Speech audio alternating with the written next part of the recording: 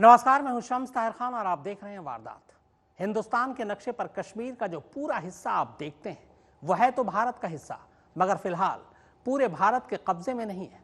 कश्मीर के दाईं तरफ का करीब आधा हिस्सा पाकिस्तान ने अपने कब्जे में ले रखा है और बाईं तरफ का आधा हिस्सा चीन ने कब्जा रखा है।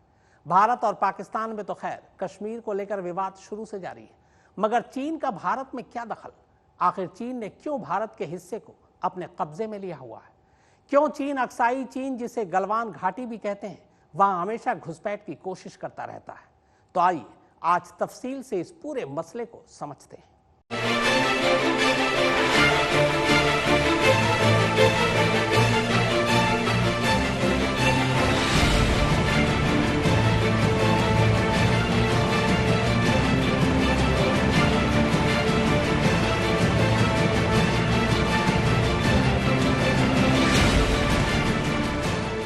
हिंदुस्तान के नक्शे पर इस हिस्से को अमूमन लोग अक्साई चीन के नाम से जानते हैं, मगर लद्दाख से लगा ये इलाका गलवान वैली के नाम से भी जाना जाता है और मौजूदा भारत चीन विवाद भी इसी गलवान घाटी में है। तो इस गलवान वैली का सच है क्या? क्यों चीन इसे अपना और भारत अपना हिस्सा मानता है?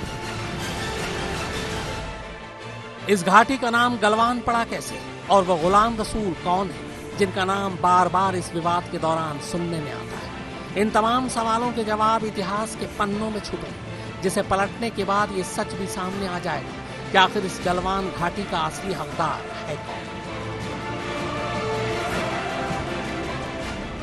इस साल 5 मई से चीन के सैनिक लगातार हिंदुस्तान के इस हिस्से में रह रहकर घुसपैठ करके भारत को उकसाने की कोशिश कर रहे हैं। तो मौजूदा विवाद इस इलाके के जिन दो हिस्सों में है, उनमें एक गलवान घाटी है और दूसरी है पैंगोंग लेक। चीन और भारत के विवाद की जड़ में जाने के लिए आपको इस नक्शे को गौर से समझना होगा। इस नक्शे पर आपको ये 4 रंग की लाइनें दिखाई दे रही होंगी, लाल, हरी, नीली और ये ग्रे कलर की धारीदार लाइन। तो सबसे पहले आते हैं इस लाल लाइन पर। यह लाल लाइन वो है जिसे चीन 1962 में भारत से हुई जंग के बाद से अपना हिस्सा मानता है और दावा करता है कि यही वो LAC है जो भारत और चीन को अलग करती है। जबकि भारत ने 62 के युद्ध के बाद यथास्थिति की शर्त पर युद्ध विराम का समझौता कर लिया था, जो आप इस नक्शे में हरे रंग की लाइन में देख रहे हैं। हालांकि भारत तकनीकी रूप से अपनी सीमा को इस नीले रंग की लाइन तक अपना हिस्सा मानता है। इसीलिए जब भी आप भारत का नक्शा देखेंगे तो उसमें यह हिस्सा भी हमारी सीमा में शामिल होता है। और ग्रे कलर की यह धारीदार लाइन वो एक्सप्रेसवे है जिसका निर्माण चीन ने तकनीकी तौर पर भारत के हिस्से में किया हुआ है, जिसका भारत लगातार विरोध करता रहा है।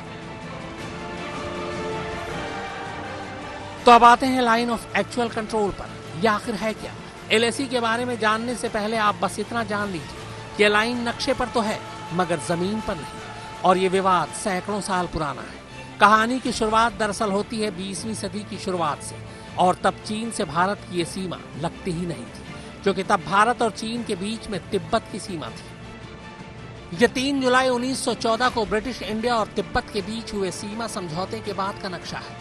इसमें तवांग, जो अब अरुणाचल प्रदेश है, उसे भी ब्रिटिश भारत का हिस्सा माना गया। हालांकि तब यहां अलग अलग राजवंश हुआ करते थे, जिनके साथ अंग्रेजों ने समझौता कर उसे नॉर्थ ईस्ट फ्रंटियर एजेंसी यानी NEFA का नाम दिया था, जिसका नाम 1972 में बदलकर अरुणाचल प्रदेश रखा गया। बहरहाल वापस आते हैं मैकमोहन लाइन समझौता या फिर शिमला सम्मेलन पर। 3 जुलाई 1914 को शिमला में तब के ब्रिटिश इंडिया, चीन और तिब्बत के बीच सीमा को लेकर एक समझौता हुआ था, जिसे सर हेनरी मैकमोहन लीड कर रहे थे। इसी वजह से इस रेखा को मैकमोहन रेखा कहा जाता है। शिमला समझौते के दौरान ब्रिटेन, चीन और तिब्बत अलग अलग पार्टी के तौर पर शामिल हुए थे। हालांकि इस सम्मेलन में चीन सिर्फ इस हैसियत से शामिल हुआ था क्योंकि तब उसकी सीमा भारत के K2 पर्वत श्रृंखला के हिस्सा से मिलती थी। हालांकि आजादी के बाद पाकिस्तान ने इस इलाके पर कब्जा कर लिया और 1963 में इसे चीन को तोहफे में भी दे दिया, और उधर PLA यानी चीनी सेना ने जबरन तिब्बत पर कब्जा कर लिया। अब भारत के साथ जिस 3488 किलोमीटर की सीमा को लेकर चीन अक्सर बखेड़ा खड़ा करता है, वो तो असल में उसकी थी ही नहीं। शिमला समझौता प्रथम विश्व युद्ध से पहले हुआ था, लिहाजा वर्ल्ड वॉर के दौरान जब हालात बदलने लगे तब साल 1937 में ब्रिटिश इंडिया के अंडर सेक्रेटरी C.U. एचिसन ने एक किताब लिखी। इस किताब में भारत और उसके पड़ोसी देशों के बीच हुई संधियों और समझौतों का आधिकारिक कलेक्शन था। इसमें नई जानकारियां भी अपडेट हुई और मैकमोहन रेखा को अंतर्राष्ट्रीय मान्यता भी मिल गई। कागज के नक्शे पर लाइन खींचकर 1914 में हुआ मैकमोहन लाइन का यह समझौता दरअसल बिना इस बात को ध्यान में रखे हुआ था कि बीच में कहां नदी, कहां घाटी और कहां पहाड़ है, और 1937 में इसे मान्यता भी मिल गई। हालांकि जमीन पर ऐसा कोई सरहदी निशान खींचा ही नहीं गया था और मुश्किल हालात होने की वजह से तब कोई बॉर्डर फोर्स भी तैनात नहीं हुई। तब तक मामला सिर्फ आपसी समझबूझ से ही चल रहा था। फिर कुछ साल बाद यानी 1947 में भारत आजाद हो गया।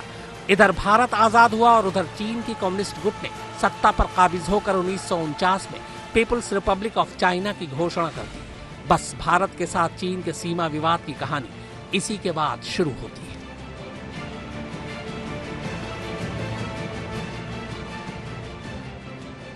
मैकमोहन लाइन के दोनों तरफ सत्ता का परिवर्तन हो चुका था और सत्ता में आने के बाद कम्युनिस्ट सरकार ने अपनी विस्तारवादी नीति को बढ़ावा देना शुरू कर दिया। इसके तहत चीन ने पहले तिब्बत के दो अलग अलग गुटों को आपस में लड़वाया और फिर 1950 आते आते उसकी पीपुल्स लिबरेशन आर्मी ने एक पूरे मुल्क को अपने कब्जे में लेना शुरू कर दिया। हुआ ये कि पहले तो तिब्बत की सुरक्षा के नाम पर चीन ने 1950 में तिब्बत के 14वें दलाई लामा तेंजिंग ग्यात्सो के साथ 17 पॉइंट एग्रीमेंट किया और फिर धीरे धीरे उन्हें ही सत्ता से बेदखल कर दिया। अपनी जान खतरे में देखते हुए 1959 में दलाई लामा को भारत में शरण लेनी पड़ी और तब से लेकर आज तक दलाई लामा और तेंजिन ग्यात्सो हिमाचल प्रदेश के धर्मशाला में शरण लिए हुए हैं, इस उम्मीद में कि एक दिन वो अपने तिब्बत को ड्रैगन के चंगुल से फिर से आजाद करा सकेंगे। सुप्रतीम बनर्जी और फारूक माब हैदर के साथ शम्स ताहिर खान, आज तक। तो भारत और चीन के बीच असली सीमा विवाद की शुरुआत होती है तिब्बत के पूरी तरह से कम्युनिस्ट सरकार के हाथों में चले जाने के बाद। इधर दलाई लामा तेंजिंग ग्यात्सो अपनी सत्ता खो चुके थे और उधर चीन ने तिब्बत को अपना इलाका मानते हुए विदेश नीतियों से खिलवाड़ करना शुरू कर दिया। हालांकि इस काम की शुरुआत उसने इतने गुपचुप तरीके से किया कि भारत को तब इसकी भनक तक नहीं लगी थी।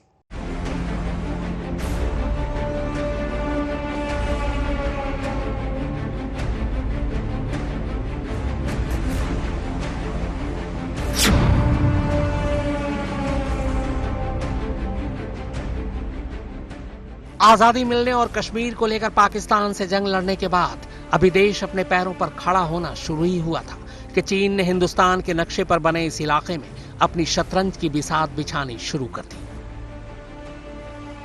इसकी शुरुआत 1958 में हुई जब अक्साई चीन को काराकोरम और पाकिस्तान के कब्जे वाले कश्मीर से जोड़ने के लिए चीन ने यहां सड़क बनाने की शुरुआत की। चीन चोरी छुपे सड़क बना रहा था, लेकिन इसकी खबर लगते ही भारत ने इस पर कड़ी आपत्ति दर्ज कराई, मगर चीन ने इसे अपना इलाका बताते हुए उस मैकमोहन लाइन को भी मानने से इनकार कर दिया जो तिब्बत और ब्रिटिश इंडिया के बीच समझौते के बाद तय हुई थी। चीन की दलील थी कि तब वो इस इलाके को लेकर हुए समझौते में शामिल नहीं था।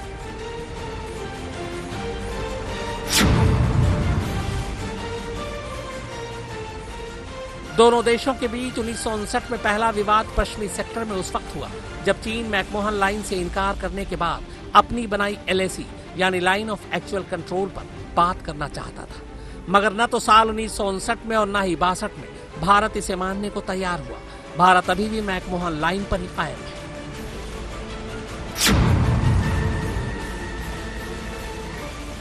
चीन एक तरफ अक्साई चीन के गलवान घाटी और पेंगोंग लेक पे घुसता चला जा रहा था, तो वहीं दूसरी तरफ वो चाहता था कि तवांग यानी अरुणाचल प्रदेश भी उसका हिस्सा बन जाए। बात बिगड़ते बिगड़ते जंग की नौबत आ गई और 1962 में चीन और भारत के बीच युद्ध हुआ। एक तरफ उसने अक्साई चीन पर कब्जा जमाया, तो वहीं दूसरी तरफ अरुणाचल में घुसपैठ कर, मगर तवांग यानी अरुणाचल की भौगोलिक स्थिति जो पूरी तरह से भारत के पक्ष में थी, लिहाजा जंग जीत कर भी चीन तवांग से पीछे हट गया। 1 महीने तक चले इस युद्ध के बाद दोनों देशों के बीच युद्ध विराम हुआ, लेकिन तब तक चीन गलवान घाटी और आधी से ज्यादा पेंगोंग लेक पर कब्जा जमा चुका था।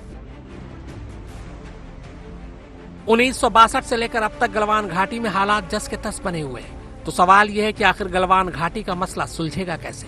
तो इसके लिए हमें फिर से इतिहास के पन्नों को खंगालना होगा। इन पन्नों में एक नाम बार बार आता है और वो नाम है गुलाम रसूल गलवान का। वो आदमी जिसके नाम पर इस घाटी का नाम पड़ा, गलवान घाटी। गुलाम रसूल गलवान को दरअसल एक गाइड कहा जा सकता है, जिन्हें लद्दाख का कोना कोना पता था। गुलाम रसूल गलवान डोगरा राजवंश की नौकरी किया करते थे। कहा जाता है कि ब्रिटिश काल में 1899 में गलवान नदी के स्रोत का पता लगाने वाले दल का नेतृत्व गुलाम रसूल गलवान ने ही किया था। इसीलिए नदी और उसकी घाटी को गलवान बोला जाता है। वो उस दल का हिस्सा थे जो चांग छेंगो घाटी के उत्तर में स्थित इलाकों का पता लगाने के लिए तैनात किया गया था। गलवान दरअसल कश्मीर में घोड़ों का व्यापार करने वाले समुदाय को बोला जाता है। कश्मीर के बड़गाम में आज भी गलवानपुरा नाम का एक गांव है। गुलाम रसूल गलवान का मकान आज भी लेह में मौजूद है, जबकि गुलाम रसूल की मौत 1925 में ही हो गई थी। फॉरसेकिंग पैराडाइज स्टोरी फ्रॉम लद्दाख नाम की किताब के मुताबिक ब्रिटिश अधिकारी फ्रांसिस यंग हस्बैंड को हिमालय पर्वत श्रृंखला की यात्रा कराते हुए गुलाम रसूल गलवान 1885 में लेह आए थे। इस पूरी यात्रा के दौरान उन्होंने इस इलाके को बहुत करीब से जाना। यह इस किताब के उस चैप्टर की तस्वीर है जिसमें गुलाम रसूल गलवान ने एक जगह पर लिखा है कि तब भी कैसे चीनी सिपाही भारत की सीमा में जबरन घुसने की कोशिश किया करते थे। जब हम लोग कैंप में लौटे तो हमने देखा कि हमारे कैंप के सामने कुछ चीनी सिपाहियों ने अपना सराय बना लिया था और वो हमारे साहिब को मारने लगे। हम काफी गुस्से में थे। तभी हमारे साहिब ने हमें ऑर्डर दिया कि इन चीनियों को मारो। हमने टेंट के पोल और कश्मीरी छड़ियों से चीनी सिपाहियों को पीटना शुरू कर दिया और तब एक चीनी अधिकारी आया और उसने हमारे साहिब से माफी मांगी। फिर साहिब के कहने पर हमने उन्हें छोड़ दिया। गुलाम रसूल गलवान की जीवनी समेत ऐसी कई किताबें हैं जो लद्दाख के इतिहास और यहाँ चीनियों की हिमाकतों को बयान करती हैं। लिहाजा तथ्यों पर अगर बात हुई तो चीन हार जाएगा। इसीलिए वो घुसपैठ कर और एलएसी में छेड़छाड़ कर भारतीय इलाकों में कब्जा करने की फिराक में रहता है। लोकेंद्र सिंह और फारूक माभैदर के साथ सुप्रतीम बनर्जी, आज तक। चीन और भारत के बीच सीमा का कोई नक्शा नहीं और ना ही कोई हदबंदी है, बल्कि सीमा पर मौजूद सैनिकों ने आपसी समझ से ही एलएसी बना रखी है। यानी जो कुछ है वो बस कागजों पर है। लिहाजा अक्सर टकराव होता रहता है। खासकर गलवान घाटी में अक्साई चीन और लद्दाख के बीच की ये जगह जितनी चीन के लिए अहम है, उससे ज्यादा भारत के लिए जरूरी है। भारत की कोशिश इस गलवान वैली को हर हाल में बचाने की इसलिए है क्योंकि यहाँ शौक दौलत बेग ओल्डी रोड काराकोरम रेंज में तैनात भारतीय जवानों तक सप्लाई पहुंचाने के लिए बहुत अहम है। जाहिर है, गलवान वैली में अगर चीनी सैनिकों का दखल बढ़ता है तो काराकोरम रेंज में तैनात भारतीय सैनिकों को मुश्किल हो सकती है। इसके अलावा ये इलाका भारत के लिए सामरिक रूप से भी बेहद अहम है, क्योंकि ये पाकिस्तान, चीन के शिनजियांग और लद्दाख की सीमा के साथ लगा हुआ है। सवाल यह है कि जब मौजूदा दौर में भारत और चीन के बीच सिर्फ अक्साई चीन या लद्दाख में ही नहीं, बल्कि हिमाचल प्रदेश, उत्तराखंड, सिक्किम और अरुणाचल प्रदेश तक की 3488 किलोमीटर लंबी सरहद है, तो आखिर दोनों देश मिलकर एक नक्शा तय क्यों नहीं कर लेते? हालांकि ये सही है कि 62 की जंग के बाद चीन ने एलएसी बनाई, मगर भारत ने उसे औपचारिक तौर पर मंजूरी साल 1993 में ही दी, वो भी इस शर्त पर कि सीमा पर शांति बरकरार रखी जाएगी। मगर चीन तो चीन है, वो कब अपनी हरकतों से बाज आ सकता है? हालांकि भारत ने कई बार कोशिश की कि चीन से लगने वाली सीमा के लिए नक्शा तैयार किया जा सके, मगर चीन ही हर बार इससे बच निकला। इस सीमा विवाद को लेकर साल 2005 और 2013 में 2 बार बीडीसीए यानी बॉर्डर डेवलपमेंट कॉर्पोरेशन एग्रीमेंट भी तैयार हुआ, मगर चीन ने इसमें कोई दिलचस्पी नहीं दिखाई और वो लगातार अक्साई चीन और अरुणाचल में एलएसी के प्रोटोकॉल तोड़ता जा रहा है। फारूक माभैदर, आज तक।